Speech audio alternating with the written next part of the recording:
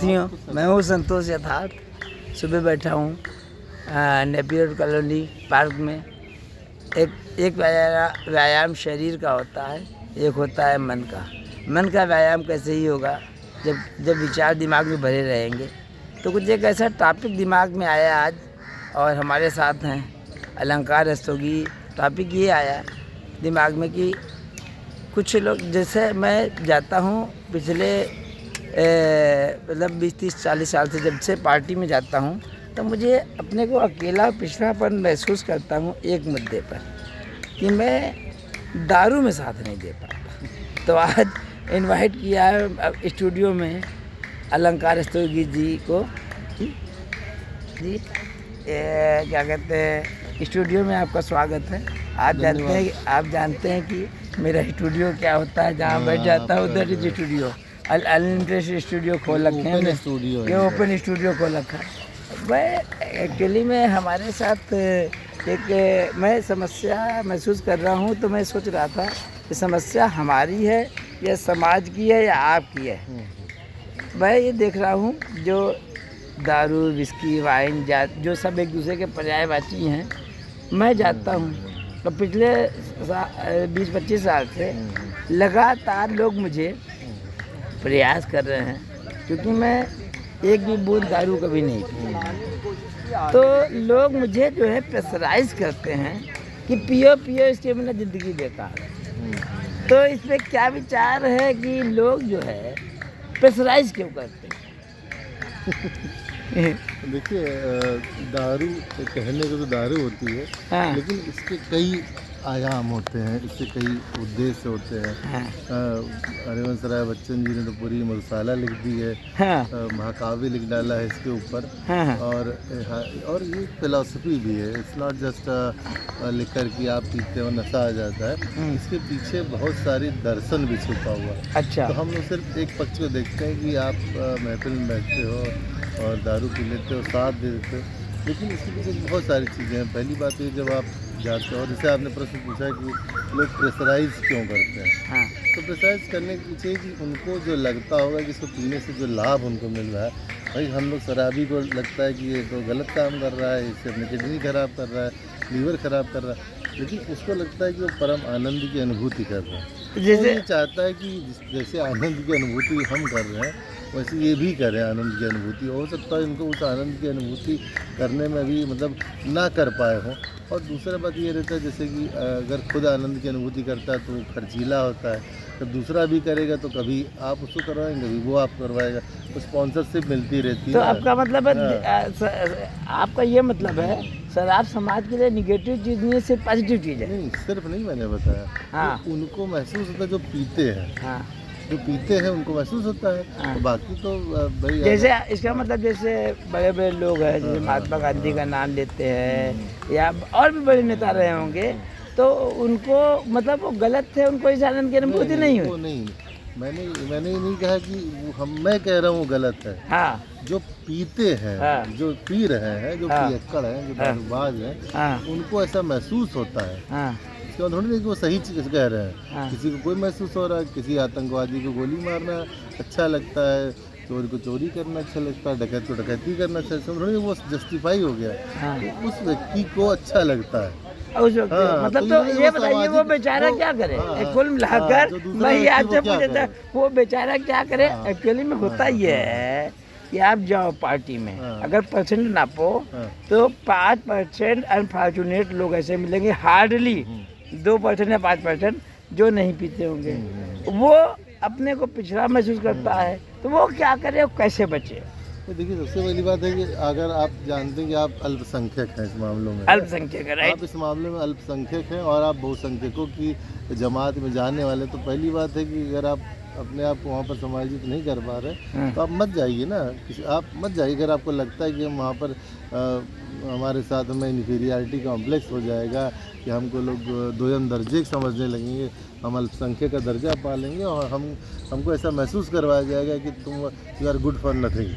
तो अगर आप गुड फॉर नथिंग वाली भावना आपके ऊपर ला दी जाए तो आप उस स्थान को छोड़ सकते हैं, आपके ऊपर है, आप मत जाइए। बहुत से बहाने बना दीजिए कि हम नहीं जाएंगे। चलिए, ये तो और अगर मान लीजिए कि आप तब भी जाना चाहते हो और आपके अंदर इतना बड़ा आत्मविश्वास है कि नहीं, मैं 98% वालों के चैलेंज को स्वीकार करते हुए, अस्वीकार करते हुए भी मैं उनके साथ तो रह लूँगा, क्योंकि उनकी खुशी है, उनके कोई जो भी जिस पर्पज़ से उन्होंने पार्टी दी, लेकिन मैं खुद इस चीज़ का सेवन नहीं करूँ। तो अपना आत्मबल है, आत्मबल है, ये तो चलिए, ये तो एक बात हो गई पार्टी का, हाँ। एक मुद्दा बता दिया हम्म, ये एक पार्टी का कि वहाँ आप ऐसे बचें, हम्म। ठीक। आत्मबल है तो आत्मबल तो जीवन में सबसे बड़ी चीज़ है ये।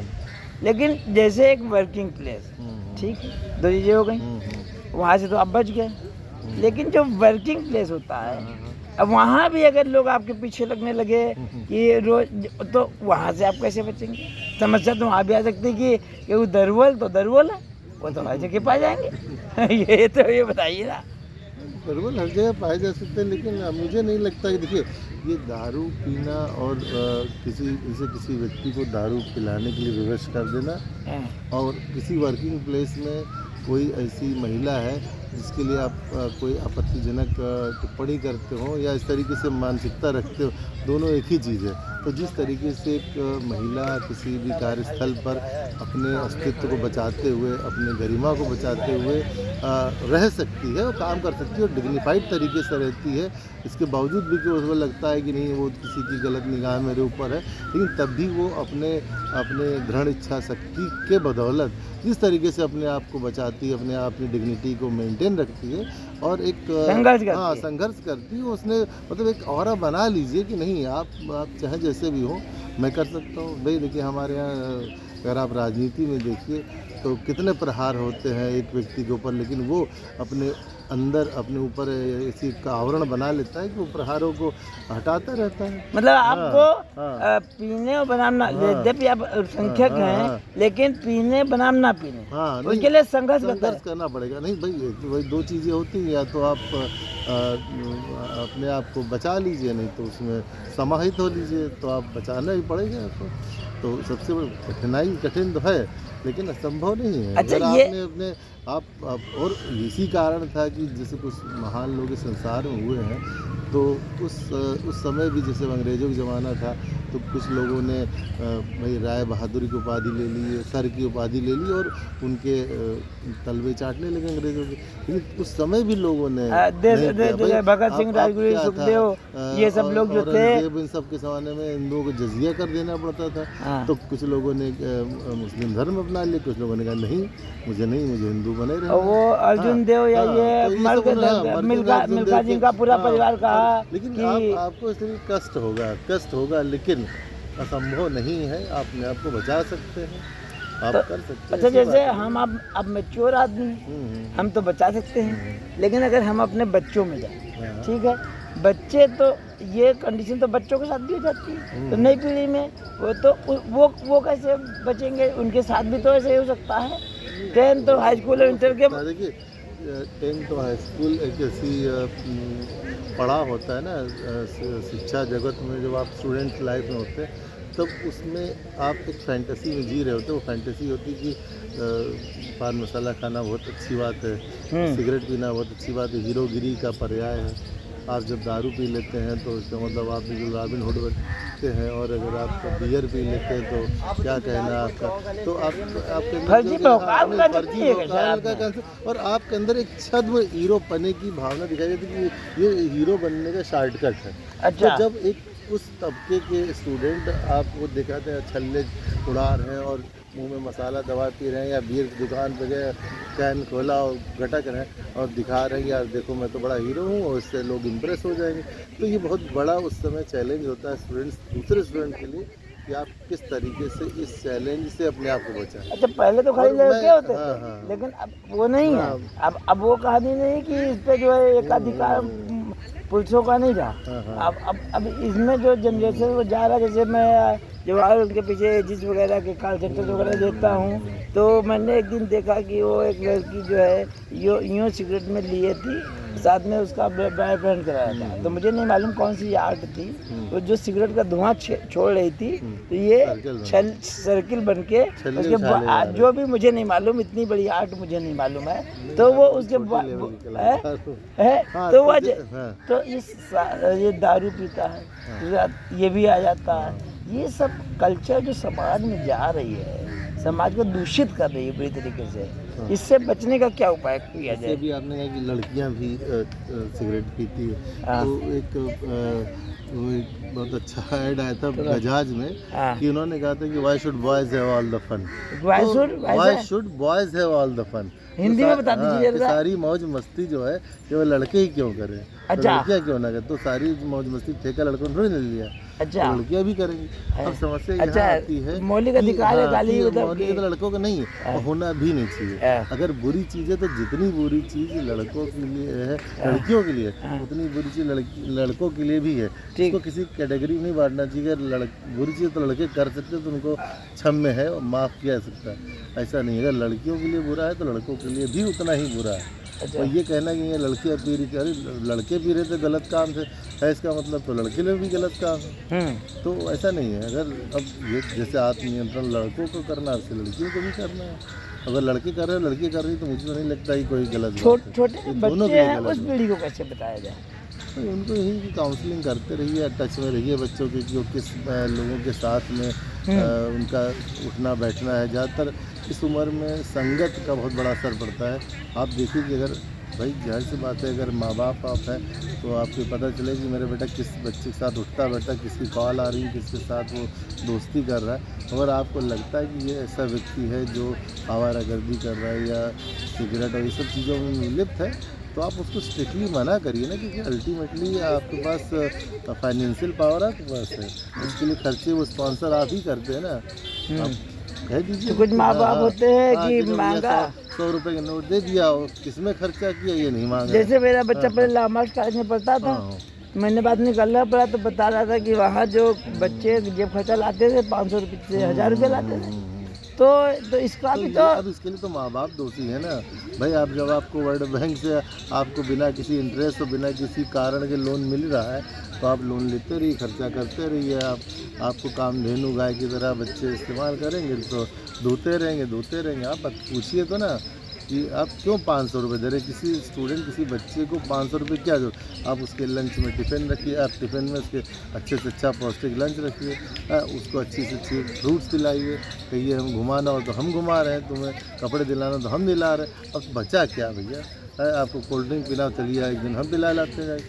आप पैसा दे रहे हो, उसका मतलब है कि उसको आप मौके दे रहे हो कि वो गलत चीज़ों की तरफ जाए।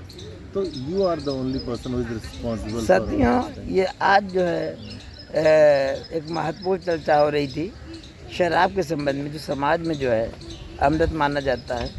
और तो आज यहाँ पर हमारे साथ अलंकार रस्तोगी हैं, जिन्होंने अंतर्राष्ट्रीय स्तर के व्यंग्यकार हैं और इन्होंने 5-6 किताबें लिख चुकी हैं। कि इनका उपन्यास भी आने वाला है। अलंकार जी, कोई आपका उपन्यास भी आने वाला है? कौन सा उपन्यास आने वाला है? उपन्यास मैंने भी उपन्यास लिखा है और 4 साल इस उपन्यास को दिए हैं। और अभी आपको कोई सम्मान भी अनाउंस हुआ प्रकाशनाधीन आपका? उपन्यास है और इसका शीर्षक है टेढ़ी चाल। टेढ़ी चाल इनका उपन्यास आने। उपन्यास है, शिक्षा जगत की विसंगतियों पर है और ये जल्दी आ जाएगा, 2-3 महीने में आपके पास आ जाएगा। बस कुछ एडिटिंग वगैरह चल रही है। अच्छा सर, आपको आने वाले व्यंग्य की ढेर सारी शुभकामनाएं। सम्मान कौन सा मिला? जब अनाउंस हुआ है व्यंग्य का एक बहुत बड़ा सम्मान है, माध्यम साहित्यिक संस्थान का है अट्टहास सम्मान। अट्टहास सम्मान मिला है, जो अंतर्राष्ट्रीय स्तर का सम्मान है व्यंग्य का।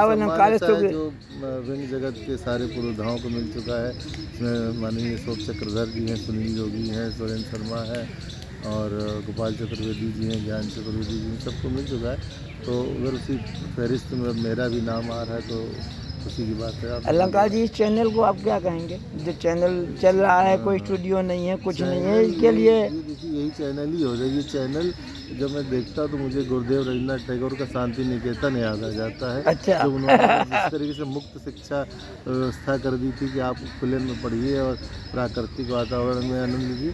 तो जब आप किसी बंधन और सीमाओं से परे हो जाते हैं ना, तब आप खुल करके आते हैं, आप अंदर की बातें निकालते हैं। लेकिन जब आप कोई सीमा में अच्छा, टॉपिक्स जो आते हैं चैनल पे, इसके लिए क्या कहेंगे? टॉपिक्स ही तो इस चीज़ की जान है।